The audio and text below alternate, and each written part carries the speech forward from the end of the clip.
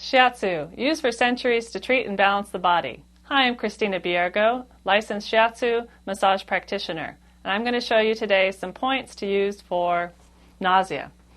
Particularly in the arm, we use some points.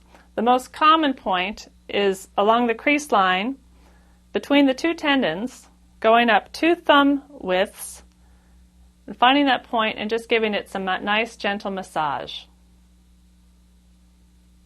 You can apply a massage for about 30 seconds if that's comfortable, or longer as needed.